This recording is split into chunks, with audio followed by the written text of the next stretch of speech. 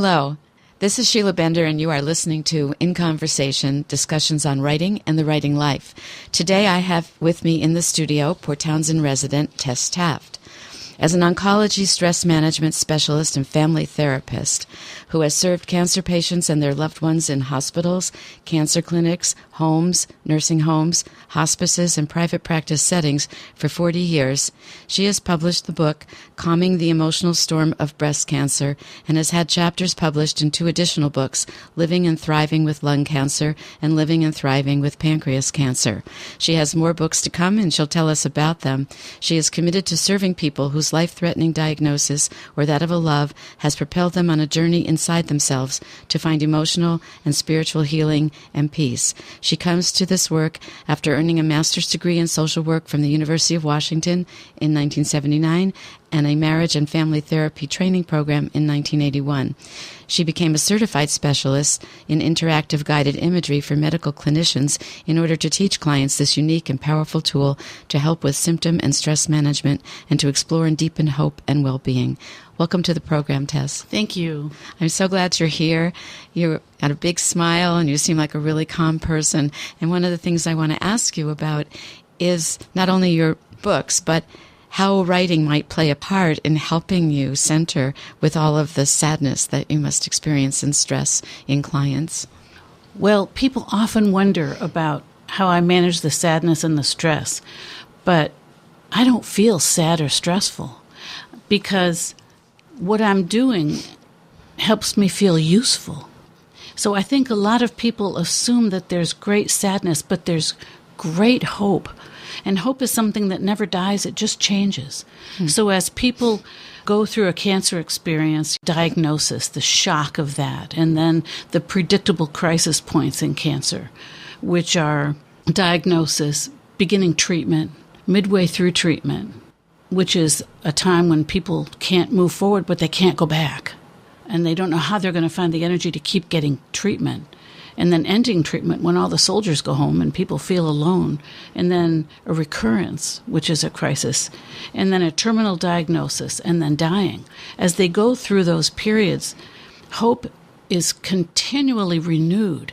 And at the end, as people face death, well, I was going to say perhaps when I'm most useful, because I look at death as a doorway. What are you hoping for? Who do you hope that you'll see?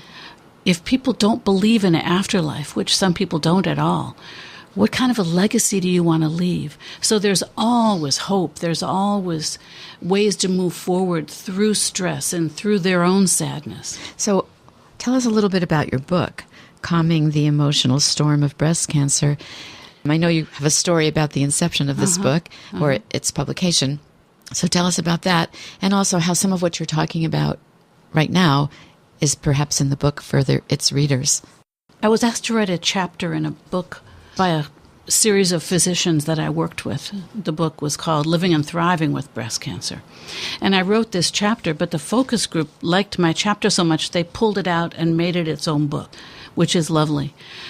What I'm always hoping with my writing is that it gives people hope, gives them a perspective. There's someone, I don't remember the name of this person, but I read an article in 1976 where a man with cancer spoke about the loud loneliness of cancer and the isolation that people feel, which is such a real difficult part of a cancer experience. And I'm always hoping that people, when they read what I write about cancer, will be able to find themselves in my work and also find each other, so that they don't feel so alone. So that's a very valuable thing writing can do. We're connected through writing to people who lived hundreds of years before us. So you're bringing that gift to the audience you serve.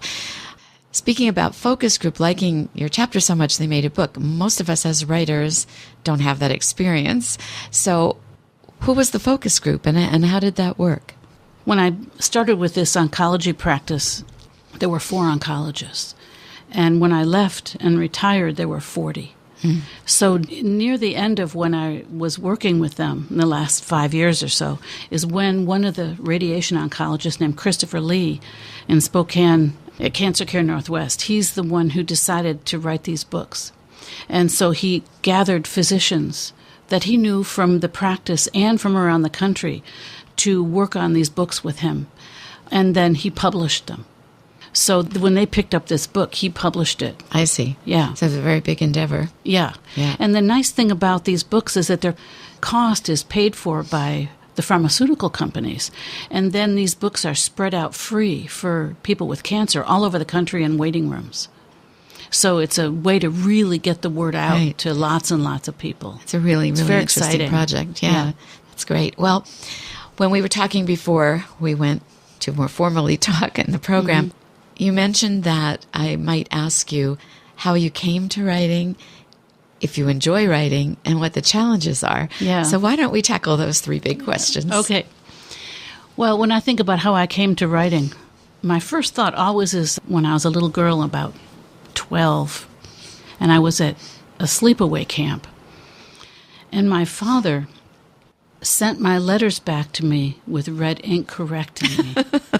He sent them back to camp? Yes, with a letter of his own about things that you'd say to a little girl about camp. My mother found out about this because he hadn't told her he'd done this, because he knew what she would do. She was furious at him and yelled at him, if she never writes you another letter in her life, I'll know why.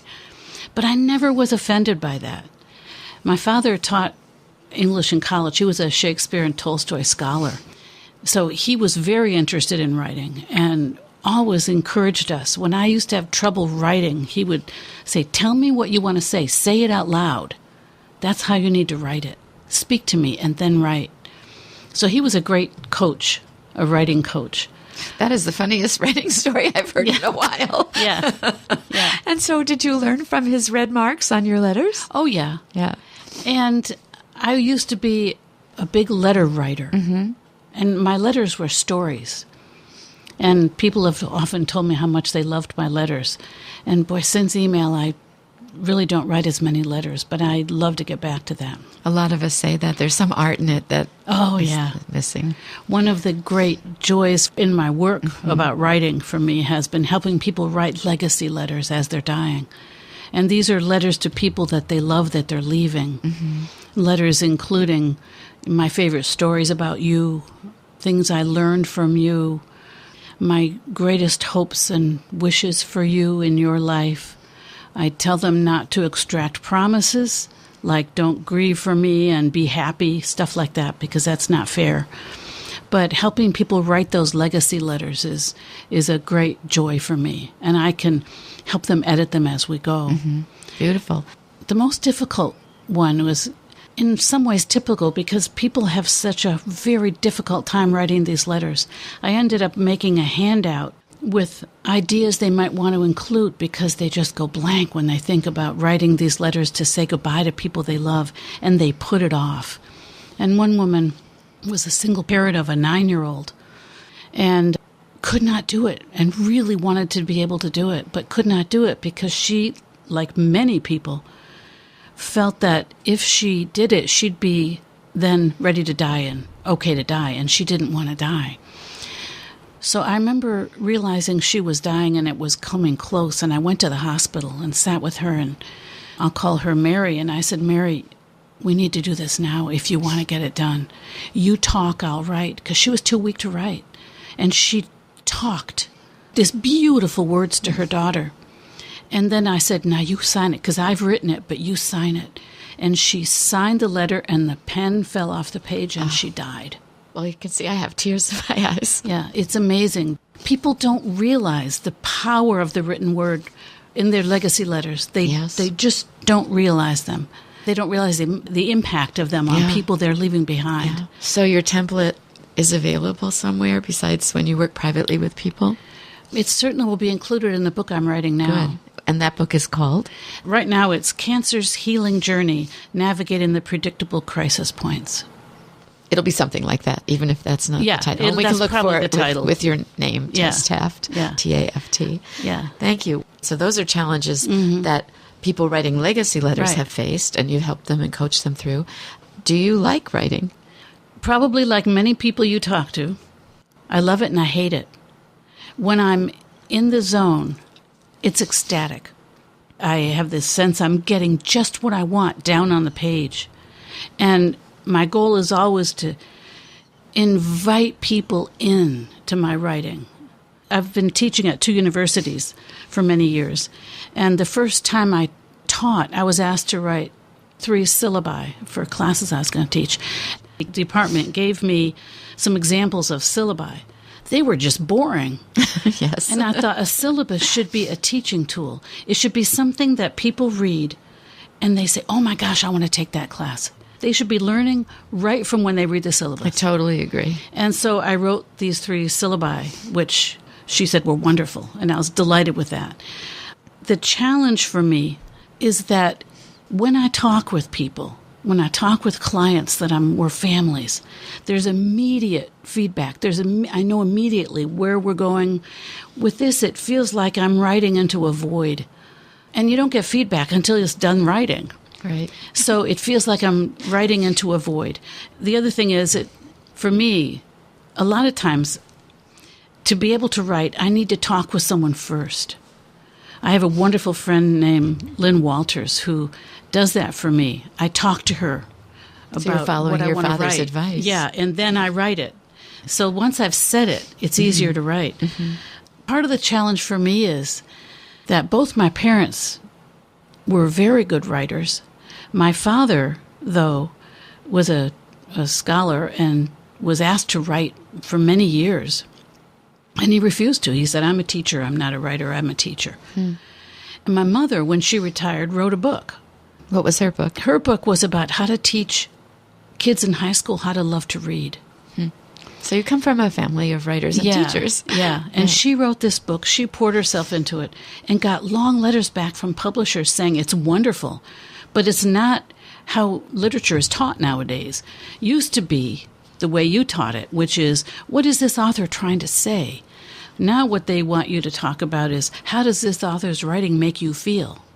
And that wasn't her focus at all. So it didn't get published. So there was great frustration. Yeah. In fact, more than one of them said, bring it back in 20 years. Well, she was 65 when she wrote that. Maybe you can bring it back. It's sitting in my sister's basement. Yeah, well. So maybe I'll bring it. That's a good idea. Yeah. The pendulum swings. Yeah. In every field. So you've managed to solve the problem a little bit about writing into the void by being able to talk with a receptive person. Yes. And the last thing about enjoying it, you enjoy it and you hate it, but you solve your problems, the hating problems.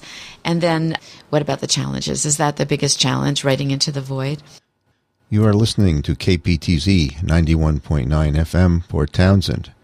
In case you just joined us, you are listening to In Conversation with Sheila Bender, discussions on writing and the writing life.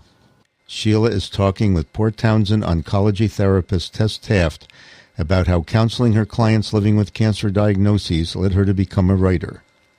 One of the things that I have insisted on is not having a deadline, which is a blessing and a bane. Because there was somebody who said, success can only happen if we don't have quite enough time. I write to deadline. And I'm appreciative of that. Yeah, I might need to do that because Christopher Lee, who published these books, is very willing to publish this book when I get it done. But time goes by and the dishes need doing and the dishwasher needs unloading. And it's always easier to do those urgent things that need happening right now than it is to sit down. Right. And they're a kind of avoidance thing. Yeah. But a lot of us writers have rituals, things that we have to prepare or have ready before we can actually clear the space. And my own feelings about that are when you sit down to write, you don't know exactly what's going to happen on the page. And you can get to a pretty chaotic place and then have to go down into an abyss and come back up. Yes. And I can't do that unless other things are in order. I think what I'm doing is preparing myself as best I can. Maybe you do too with the dishwasher. And I write on the dining room table. I have to clear off the table. It's got to be everything off so that I can lay things out. I need to write in a room where I can look out a window and stare at nothing. Well, I hope that you find a way to not let time go by and that you write the book, because it really does sound like it has a big audience and very valuable. And maybe you can remember when you sit down at your dining room table that Sheila said, please write that book. Okay. But I'm going to tell you one thing that I watched my husband do when he was writing a technical book about Macintosh networking, very different than our topics, but he would have the messiest desk in the world, and he would put his arms out in front of him and spread them out and sweep the debris away. If it fell on the floor, fine, literally. And so for years, I did it mentally. I'd say, okay, clear your space. And it works. That is a good idea. Yeah. So I'm crossing my fingers that it might help you and that we'll get that book soon. Let's go back now before the writing. We've heard about your parents and what they've done and that they taught and wrote. And how did you choose your focus in being an oncology therapist? Well, my parents all my life told myself and my 3 sisters, when you grow up, you will love what you do. You will love it. They loved their work. And what they, of course, thought we would all do is love what they did for a living, which was teach literature. And I knew I didn't want to do that. I didn't know what I wanted to do. And I was a college dropout. I ended up, because of an urgent need for money, working in a nursing home as a nurse's aide. And during this process, I was assigned to a man with Alzheimer's. And I bathed him, and I fed him, and I dressed him, and I talked with him, and I sang to him. And he got to know me. He hadn't spoken in a couple of years. And one day, I realized he hadn't urinated all day. And I told the head nurse, who right away got him into a urologist. And I went to the office with him. And he wouldn't let go of my arm when it came time to go to the examining room. So I went with him and got him ready. The doctor came in the room, flipping a chart. Didn't say hello to him, didn't say hello to me, didn't introduce himself, just sat down on his little wheelie stool and grabbed something from a drawer. And it was a catheter, and he rammed it up the man. The blood was flying. The guy was screaming. My patient was screaming. And I jumped off out of my chair and grabbed the doctor by his shoulders on his stool and pulled him back and said, "You leave him alone. You're hurting him." And he looked at me like I was the stupidest creature on earth, and he said, "He can't feel this. He's demented." And I got it like a lightning bolt. I work with the very ill and the dying. I advocate for them. That's what I do. And I flew back to school, and wow, the rest is history. It's a stirring story, and also you were such a young woman then if you were college age. Oh, I was brave. 22, 23. Yeah. Wow. 22. Well, I'd love to hear a sample of your writing. So okay, you're going to read to us from... This is from the book Calming the Emotional Storm of Breast Cancer. I start each section with a whole series of quotations by people that have been dealing with cancer. And then I follow it with a section I call Tips for the Journey. So this is the Tips for the Journey. It will help if you think back on the hardest times you've already survived in your life. How did you make it through? What coping skills did you depend on? Did you need to talk or withdraw for a while? Did you allow yourself to feel sad or angry? Did gathering information help? Did you need to turn the whole thing over to the professionals to fix so that you could relax? Did you have ways to distract yourself when you needed that? Did you pray? Did you allow people who loved you to help you? How? What worked back then? Tell a trusted friend the stories of how life has taught you these skills. Think about the strengths of character you bring to this challenge. Recognize your wisdom, your inner power, your determination. What qualities did you bring to the critical times you've already survived in your life? If you're not sure, ask people who love you. They often see us more clearly than we see ourselves, especially when we are anxious. And again, tell the stories of how life taught you to find these strengths within yourself. There's a difference between grief and depression. When we grieve, we know exactly why we feel so low.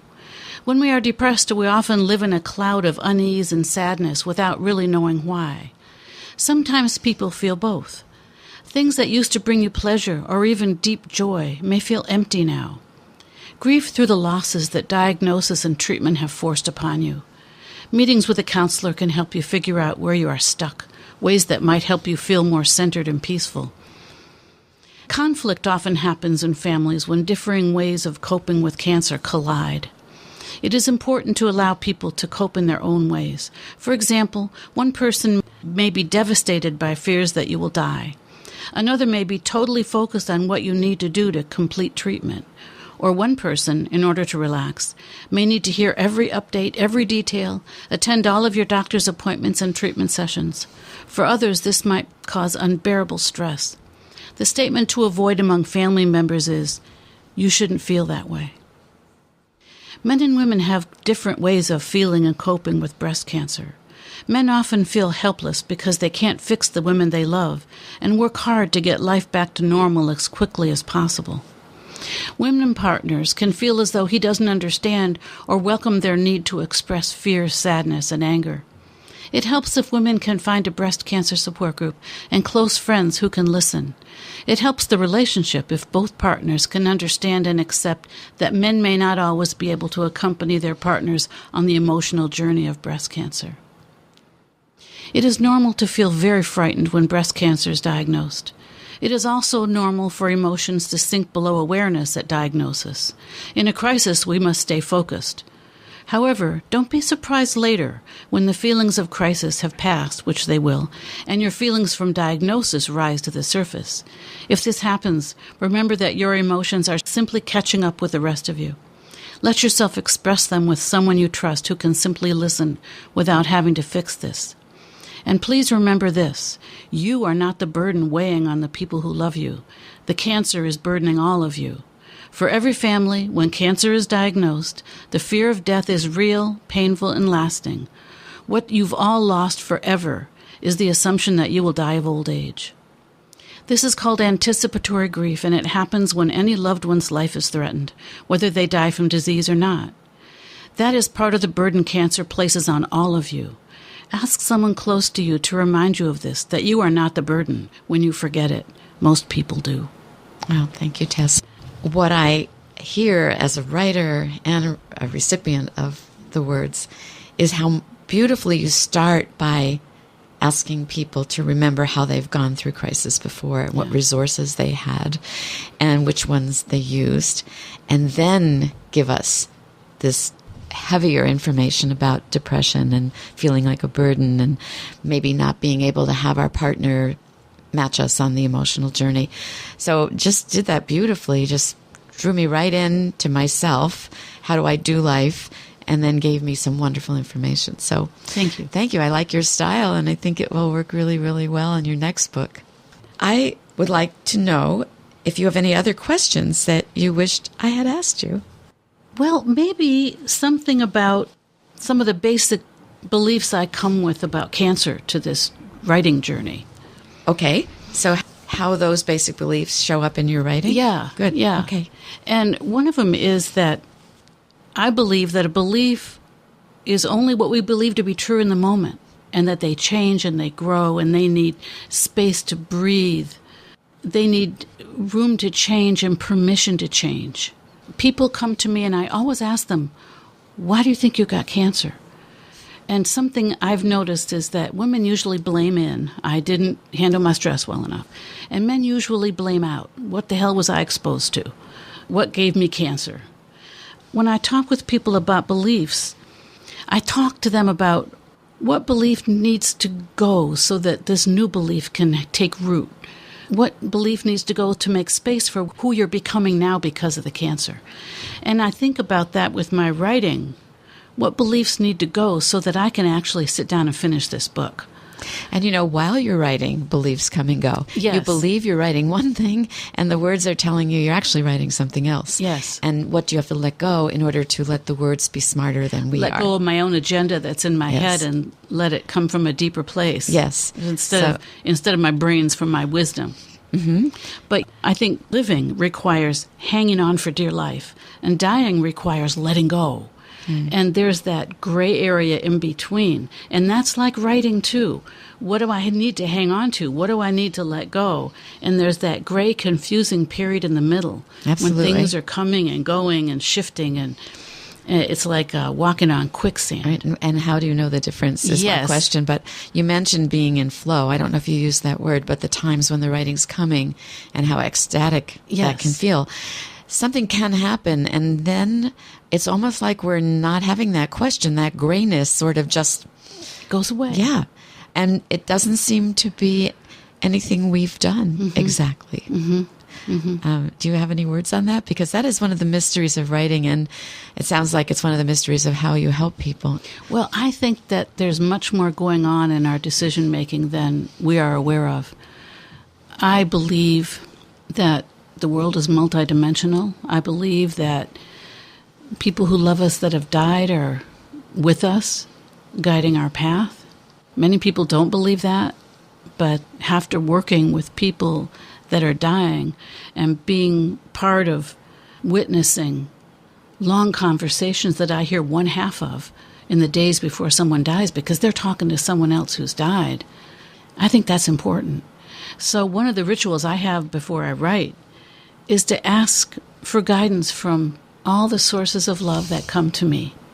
That helps me really get into the focus. I love that. And I love that I can see you opening your arms and holding them up towards the heavens. Yeah. And I think that if we can do both rituals, spreading our arms out, putting the debris away, and then raising our arms to the heavens and asking for those voices. Yes. How beautiful. I want to thank you so, so very much for being here with us today. Welcome. And I want to wish you Godspeed in writing the next book. Thank you. Thank you very much. And I want to repeat the title of your book for people who are interested in it. Calming the Emotional Storm of Breast Cancer. And the next one you told us is Cancer's Healing Journey, Navigating the Predictable Crisis. So what if you don't have to go to a doctor right now? Say your loved one isn't seeing a local doctor, but you would like to read this book. Can they go into an oncologist's office and find this literature? I don't know if the oncologists here have these books, but they can certainly go onto Amazon. Oh, good. Thank you so much. You're welcome. In Conversation is produced by Sheila Bender and edited by Charlie Fleischman.